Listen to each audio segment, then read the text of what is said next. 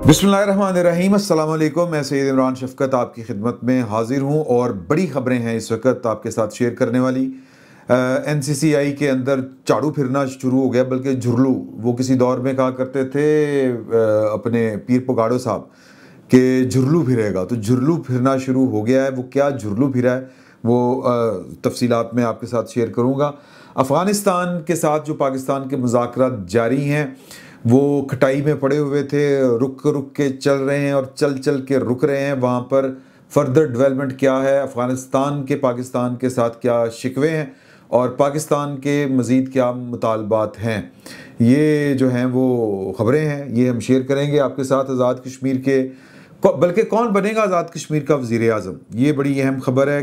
पहले 3 नाम थे, फिर वो 2 रह गए। जो 2 रह गए हैं वो कौन से हैं और ब्लैक हॉर्स कौन सा हो सकता है, ये विशेष टिप्पणी मिली है हमें, यानी कि ज़राए के हवाले से। और ये खबर भी, और अमेरिका से खबर आई है ये वाली, तो ये भी खबर शेयर करेंगे। इमरान खान साहब के यहाँ बेटर सेंस प्रवेल कर गई है और सुहेल अफरीदी साहब आज उनसे फिर मिलने के लिए दीवारों में टकरे मारते फिर रहे थे और हुकूमत ने उनको मिलने नहीं दिया, क्योंकि उनके पास कोई मैंडेट नहीं है उनसे मिलने का। कि क्या ये जवाज़ काफ़ी है कि इमरान खान साहब के साथ मुलाकात इसलिए करनी है कि मैंने काबीना तश्कील देनी है। इमरान खान साहब के अपने हाथों से लगाए हुए वो क्या कहते हैं जो गिरें थी, वो अब इमरान खान साहब और उनकी पार्टी को अपनी दांतों से खोलनी पड़ रही हैं। वो क्या मामलात हैं वो भी डिस्कस करेंगे। तो जनाब, मेरा ख्याल है सबसे पहले जो खबर डिस्कस करने वाली है वो अफ़गानिस्तान की है। अफ़गानिस्तान, बोर ना होइएगा क्योंकि ये बोर होने वाली खबर नहीं, पाकिस्तान का जो फ्यूचर है वो इससे जुड़ा हुआ है। अगरचे पाकिस्तान के वज़ीर आज़म जनाब शहबाज शरीफ साहब इस वक्त सऊदी अरब में हैं और वहाँ पर जो है वो इक़्तिसादी फ्रेमवर्क लॉन्च कर दिया गया है पाकिस्तान के साथ, तो एलामिया भी जारी हो गया है। लेकिन उसके बावजूद अफ़गानिस्तान वाला मामला बहुत अहम है। तो अफ़गानिस्तान की पहले बात करेंगे, उसके बाद वज़ीर आज़म पाकिस्तान जो फ़ील्ड मार्शल साहब के हमरा इस वक्त सऊदी अरब में मौजूद हैं और वहाँ पर जो एलामिया जारी हुआ है, इक़्तिसादी तावन का फ्रेमवर्क जो लॉन्च किया गया है, उसके ऊपर बात करेंगे। अफ़गानिस्तान में हुआ ये है कि मुज़ाकरात छुक छुक करके चल रहे थे और बार बार मुदाखलत हो रही थी काबुल से, और मैंडेट जो उनको मिला हुआ था वो एक बात पे रुकते थे, फिर नई बात काबुल से आ जाती थी, तो काम जो है वो रुक गया है। अमेरिका इस मुज़ाकरात में, जिस तरह पहले हमने आपके साथ शेयर किया था कि उसका जिक्र बगराम एयरबेस की वजह से था, लेकिन अब एक नई बात सामने आ गई है और वो बात अफ़गान हुकूमत या अफ़गान रजीम की तरफ से आई है। वो ये कहते हैं कि जी कि बात ये है कि आपको हमसे शिकवा है कि हम TTP को पाकिस्तान के ख़िलाफ़ ऑपरेट करते हैं, हमने उनको इजाज़त दी हुई है आपकी सलामती के ख़िलाफ़, वो जो भी काम करते हैं आपका इल्ज़ाम है कि वो हमारी मदद के साथ करते हैं और हमारी मुआवनत के साथ करते हैं। वेल एंड गुड, मान लिया वक्ती तौर पर, लेकिन आपने भी हमारे साथ क्या किया होगा, क्या किया होगा जी, पाकिस्तान ने पूछा। उन्होंने कहा कि आपने अमेरिका को अपनी जो जोन है, एयर स्पेस जो है, वो इस्तेमाल करने की इजाज़त दी हुई है अफ़गानिस्तान के ख़िलाफ़। आपकी जो एयर स्पेस है वो हमारे ख़िलाफ़ इस्तेमाल होती है। कैसे? वो इस तरह से कि ड्रोन उड़ते हैं वो अमेरिका के, वो जनाब जब मर्जी हमको आके निशाना बना लेते हैं। लेकिन बात ये है कि ये जिसको हम कहते हैं ना कि आटा गूंदी हिलनी क्यों है, ये वो वाला नुक्ता है। वो कहते हैं अब अगर आप इसका थोड़ा सा जायज़ा लें तो ये उन दिनों स्पेस जो थी वो पाकिस्तान ने दी हुई थी जब वार ऑन टेरर लड़ी जा रही थी, और पाकिस्तान के अपने भी मफादात में था, क्योंकि ये पाकिस्तान के ख़िलाफ़ जो थी कार्रवाइयाँ ये भी तालिबान कर रहे थे, जिनको बैड तालिबान कहते थे। तो TTP वाले भी थे, बहुत से TTP के, इवन के बैतुल्ला महसूद, हकीमुल्ला महसूद ड्रोन हमलों के ज़रिए मारे गए ना जी, तो पाकिस्तान का फ़ायदा था उसमें। तो वो कहते हैं कि ये आपने एयर स्पेस की इजाज़त दी हुई है कि अमेरिका इस्तेमाल कर सकता है, लेकिन ये पुरानी बात है। अब अमेरिका जो है वो कोई ड्रोन हमला नहीं कर रहा है इनके ऊपर, बल्कि अमेरिका तो इनको $4 अरब सालाना दे रहा था, और भी बड़ी उनको रायतें, और ये बहुत बड़ी रायत थी कि आप उनकी हुकूमत को तो मानते नहीं हैं, उनका जो स्टेट बैंक है, रियासत का जो बैंक है, उसके साथ आपका कोई राब्ता नहीं है, लेकिन $4 अरब सालाना आप उनको दे रहे हैं और आप उनसे ले रहे हैं। तो वो तो किस्सा पारी ना हो चुका है कि अमेरिका जो था वो एयर स्पेस इस्तेमाल करके ड्रोन अटैक्स करता था। अब तो कोई ड्रोन अटैक नहीं हो रहा, लेकिन पज पाना है, लड़ाई डालनी है किसी ना किसी बहाने। वजह क्या है? वजह ये है कि वो टीटीपी वालों को जिसको हम कहते हैं ना जी कि वो उनको सरेंडर नहीं करवा सकते। क्यों नहीं करवा सकते? कि वो उनके खिलाफ लड़ना शुरू हो जाएंगे, उनके अंदर के मसाइल बड़े खौफनाक हैं। तो और फिर भारत से वो अलहदा से डॉलर शॉलर ले रहे हैं और वो पाकिस्तान के ख़िलाफ़ इस्तेमाल हो रहा है। तो वो बेसिकली चाह ही नहीं रहे कि पाकिस्तान के साथ उनके मामलात किसी ना किसी लेवल के ऊपर तय हों।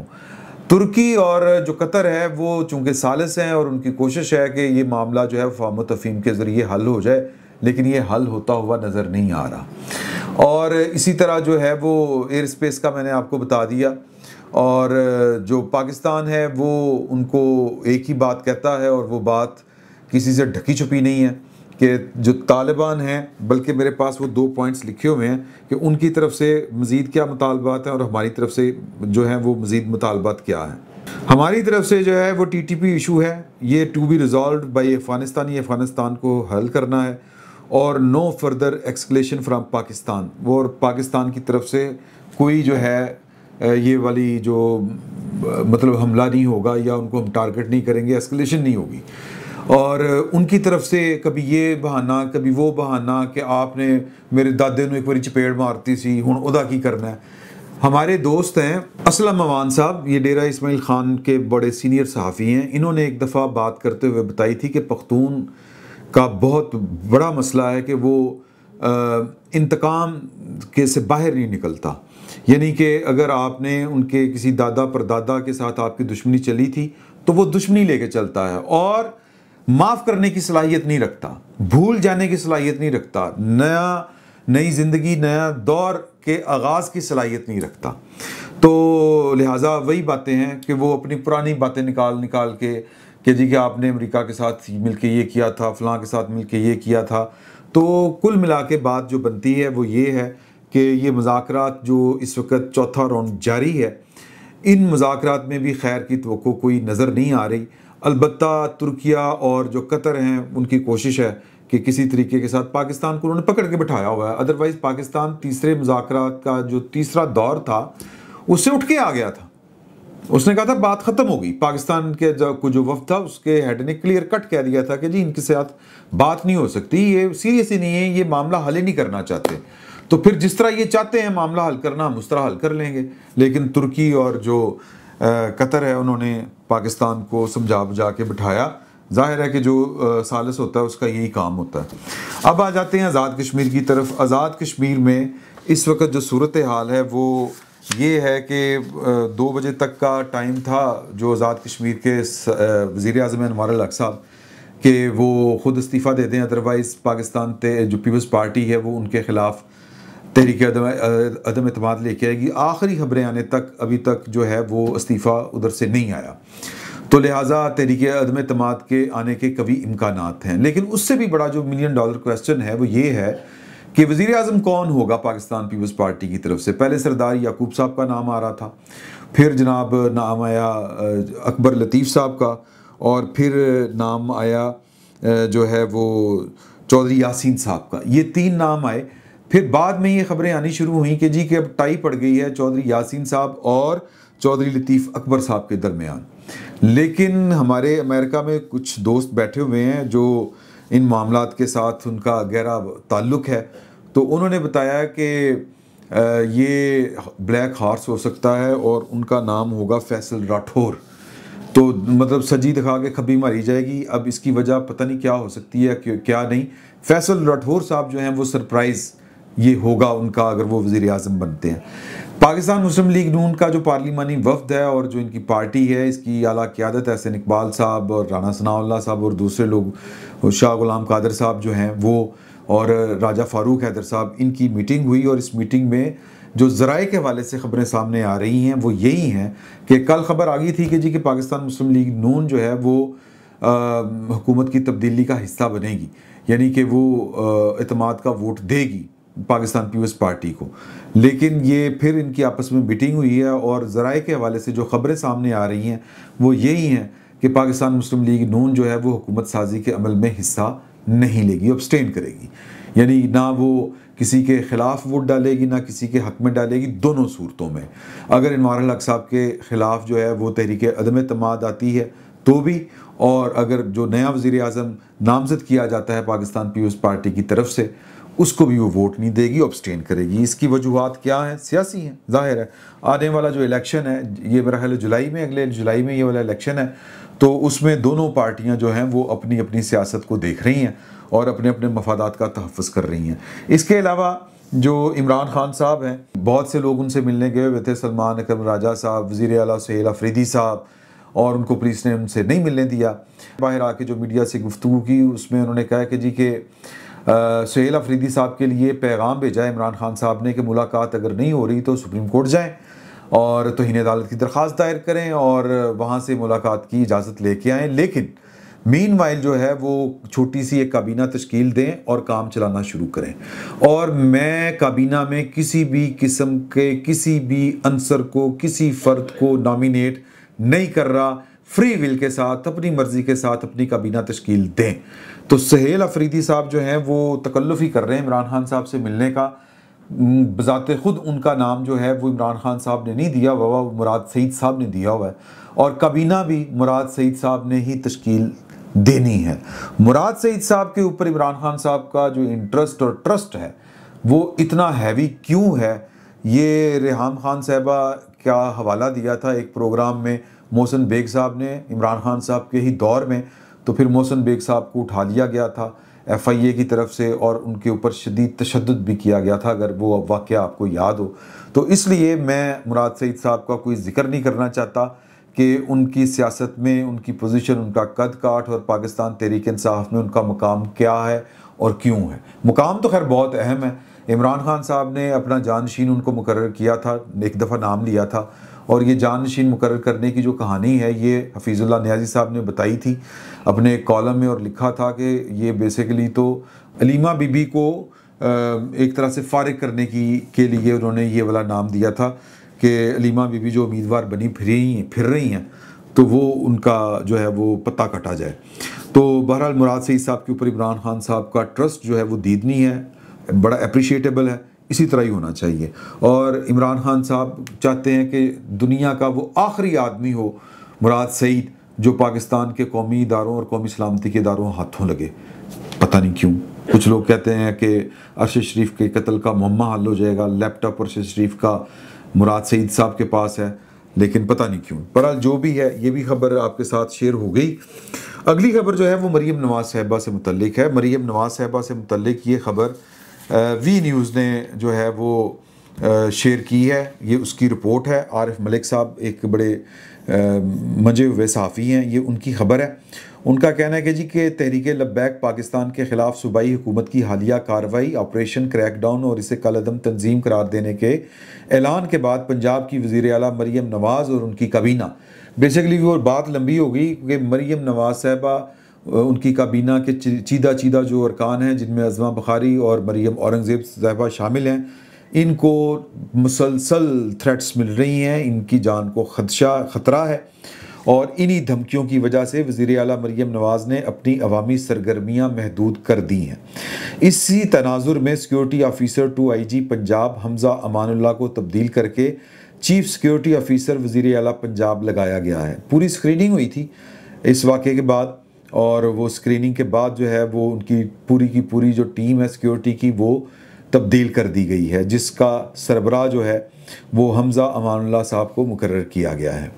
और ज़ाती नौइयत की शदीद जो है वो नताइज की, संगीन नताइज की धमकियाँ इनको मिल रही थी, और ख़वातीन वज़रा ने भी अपनी सरगर्मियों को नुमायाँ तौर के ऊपर इसमें कमी कर दी है। तो एक ये खबर थी। अल्लाह ताला जो है वो सबकी हिफाजत करे। मैंने आपसे पहले भी शेयर किया था कि ये नया दौर एक वेबसाइट है, हमारे अली वारसी साहब दोस्त हैं, वो इस रूह रवां हैं इस वेबसाइट के। उनके एक रिपोर्टर थे जिन्होंने अमेरिका से ये रिपोर्ट दी थी, जहांज़ेब नाम था उनका, कि पाकिस्तान के जो हसास इदारे हैं उनमें भर्ती के लिए जो इंटरव्यू था, बल्कि वो जो तहरीरी इम्तिहान था, उसमें मुमताज़ कादरी साहब का हवाला उसमें दिया हुआ था और पूछा था कि आपके नज़दीक मुमताज़ कादरी साहब हक पर थे। तो 95% लोगों ने कहा था कि हक पर थे। तो उसके बाद फिर रियासत के कान खड़े हुए कि ये पूरी सोसाइटी किस तरफ चल निकली है, ये शिद्दत पसंदी कुछ ज़्यादा ही आ गई है सोसाइटी के अंदर, और यही लोग अगर एजेंसियों में आ जाएंगे तो फिर जो रियासती मनसबदार हैं उनका अल्लाह ही हाफ़िज़ है। तो ये जनाब एक मज़ीद ये डेवलपमेंट थी। आगे आ जाएँ NCCI। NCCI की दो खबरें हैं। मैंने पहले आपसे बताया था, आपसे गुजारिश की थी कि 68 के करीब जो हैं वो अफराद गिरफ़्तार हैं, जिनमें से तकरीबन जो 6 थे बंदे उनको उनकी गिरफ़्तारी डाल दी गई। उनमें से कुछ अफसरों के जो हैं वो जिस्मानी रिमांड दे दिया गया। आज उनको अदालत में पेश किया गया था ज़िला कचहरी लाहौर में। खबर के मुताबिक जो है वो मुकामी अदालत ने रिश्वत लेने के मुकदमे में national cyber crime investigation agency के अफसरान का जिस्मानी रिमांड मंजूर कर लिया है। अदालत ने मुलजमान को 3 दिन के जिस्मानी रिमांड पर FIA की तहवील में दे दिया है। और जो है वो केस इनके ऊपर 90 लाख रुपए का था। नाम आपके साथ मैंने शेयर कर दिए थे, जिनमें चौधरी सरफराज जो एडिशनल डायरेक्टर हैं और डिप्टी डायरेक्टर हैं जवार अहमद साहब, असिस्टेंट डायरेक्टर हैं शुएब रियाज साहब और मुश्तबा ज़फ़र, जबकि NCCI हेडक्वार्टर में तैनात deputy director operation Mohammad Usman और डिप्टी डायरेक्टर अयाज खान शामिल हैं। 2 सब इंस्पेक्टर हैं अली रज़ा और यासर रमज़ान, इनके जनाब वो जिस्मानी रिमांड के ऊपर इनको दे दिया गया है। लेकिन जो झाड़ू फिरना शुरू हुआ है, कल भी हमने जिक्र किया था कि DG साहब भी ज़ाहिर है कि इसमें मुलव्वस थे, वकार साहब उनका नाम है। और ये मैं किस बुनियाद के ऊपर कह रहा हूँ, मैं ये ज़राए के हवाले से क्लेम कर रहा हूँ, क्योंकि जिस अफसर ने इनको गिरफ़्तार किया था इस पूरे नेटवर्क को, उस अफसर का ख़दशा है कि अगर DG साहब को कानून के कटहरे में ना लाया गया तो इसका मतलब ये होगा कि कहीं ना कहीं मुकमका जो है वो हो गया, यह सरफ़ नज़र से काम लिया जा रहा है। और चूँकि इस पूरे स्कैंडल में आला तरीन DG सर 21वें ग्रेड का तो कम से कम होगा, तो और फिर जो एडिशनल डायरेक्टर स्तर में 18वें स्केल के हैं, ये सारे के सारे ज़ाहिर है कि सिविल सर्विस से हैं, आला पुलिस अफसरान हैं, तो इनको हो सकता है माफ़ी तलाफ़ी मिल जाए या फिर अंडर द टेबल कोई मामलात हो जाए या फिर सरफ़ नज़र बरती जाए, कुछ भी हो सकता है। तो ये उनका क्लेम था कि DG साहब इसमें मुलव्वस हैं, इस सारे नेटवर्क को बेसिकली उनकी आशीर्वाद हासिल थी। तो आज उन DG साहब को तब्दील कर दिया गया है, ये एक बड़ी कार्रवाई है। और उनकी जगह सैयद खुर्रम साहब जो हैं वो भी ग्रेड 21 के हैं, PSP के हैं और पंजाब में वो तैनात थे, और उनको अब DG NCCIA तैनात कर दिया गया है। अच्छा जी, एक और ख़बर है, और वो जो ख़बर से ज़्यादा चुटकुला है वो क्या, अब उसको कि कोयटा में कुछ आसमान के ऊपर आज सुबह अजीबोगरीब से बादल बनने शुरू हुए, कलरफुल सी, जिस तरह कौसे कज़ा होती है ना, वो कौसे कज़ा नहीं थी, वो कुछ और चीज़ थी, बिल्कुल नई चीज़ थी, जो कम से कम जो है वो नए देखने वालों के लिए एक बिल्कुल नई चीज़ थी। और उसके ऊपर जो है वो लोगों ने अजीबोगरीब बातें करनी शुरू कर दी। इंडिया में भी उसके चर्चे शुरू हो गए और पाकिस्तान के अंदर भी बातें शुरू हो गई कि पाकिस्तान ने दुनिया का ताकतवर तरीन एक मिसाइल जो है वो लॉन्च कर दिया है, जो दुनिया के एक कोने से दूसरे कोने जाएगा। और ये बेसिकली उसको जो टेस्ट फायर किया गया है, ये वो है, ये उसको वो क्या कहते हैं, टेस्ट ही कहते हैं ना, जो उसका टेस्ट किया गया है, तो वो है ये जो रंग आपको नज़र आ रहे हैं। इंडिया में भी सरासमीगी पता नहीं वो क्या उसको कहते हैं, वो फैल गई, यानी कि बड़ा वो टेंशन में आ गए, वहाँ का सोशल मीडिया भी एक्टिव हो गया। और ये ख़बर फिर आई, वो मैं आपको पढ़ के सुनाता हूँ, बड़ी मुश्किल सी ये टर्मिनोलॉजी है, वो मैं आपके साथ शेयर करता हूँ। ये जियो न्यूज़ ने फिर इसको रिपोर्ट किया है, इसको क्लैरिफाई किया है और ये बताया है कि जी कि वादी कोयटा समेत बलूचिस्तान के मुख्तलिफ इलाकों में आसमान पर खूबसूरत रंग बिरंगी रोशनियों का हाला देखा गया, जिसे शहरियों ने कैमरे में महफूज कर लिया। सुबह कोयटा, नुश्की, दिल, दालबदीन समेत मुख्तलिफ इलाकों में उफ़क़ पर मुख्तलिफ जावियों से रंगों का हाला 6:20 पर उफ़क़ से फिर गायब हो गया, जिसके बाद मुख्तलिफ जावियों से बनने वालों रंगों के हाले की वीडियोज़ और तस्वीर सोशल मीडिया पर वायरल हो गई। दूसरी जानिब अब ये पूरी फिर कहानी है, ये उन्होंने तो नहीं दी कि बातें क्या शुरू होगी, वो मैंने आपके साथ शेयर कर दी, सोशल मीडिया भरा पड़ा है इसके ऊपर।